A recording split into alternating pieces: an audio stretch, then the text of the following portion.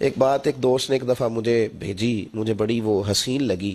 اس نے کہا کہ ایک شخص کا انتقال ہو گیا، وہ جب اس کو دفن کرنے لگے جنازہ پڑھ کے، تو ایک آدمی نے اس کی چارپائی پکڑ لی۔ اس نے کہا اس نے میرا 45 لاکھ روپیہ دینا ہے، پہلے پیسے دو گے پھر دفن کرنے دوں گا، پیسے دے دو دفن کر لو۔ 3 بیٹے بھی تھے تو جائیداد بھی تھی، سارا کچھ تھا۔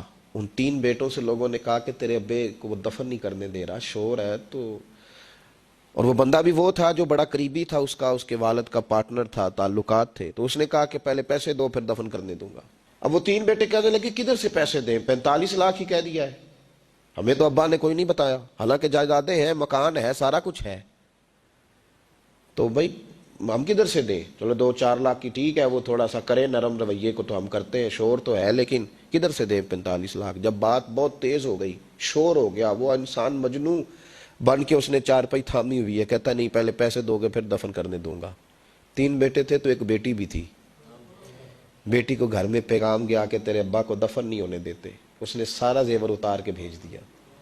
اس نے کہا اس چچا سے کہو میرے ابا کے اس دوست سے جس نے قرضہ لینا ہے کہ یہ رکھ لے، اور میں تھوڑے تھوڑے کر کے پیسے لوٹا دیتی ہوں، پر میرے باپ کو مرنے کے بعد یوں رسوا نہ کرے، اس کو دفن تو ہونے دے، میں ایک ایک پائی دے دوں گی، میرا وعدہ رہا۔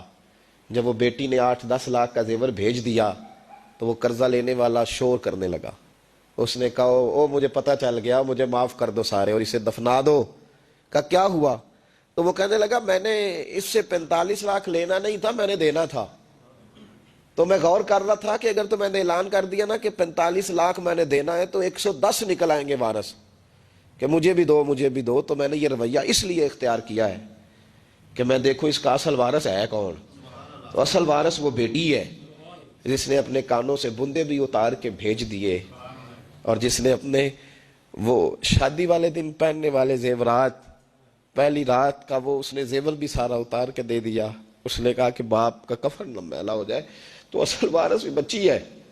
اس نے کہا اس نے مجھے وصیت کی تھی ہر ایک کو نہ دے دینا، میرے اصل وارث کو دینا، تو مجھے اصل وارث مل گیا ہے، اب میں کسی اور کو نہیں دوں گا، اس بیٹی کو دوں گا جس نے باپ کے لیے قربانی دی۔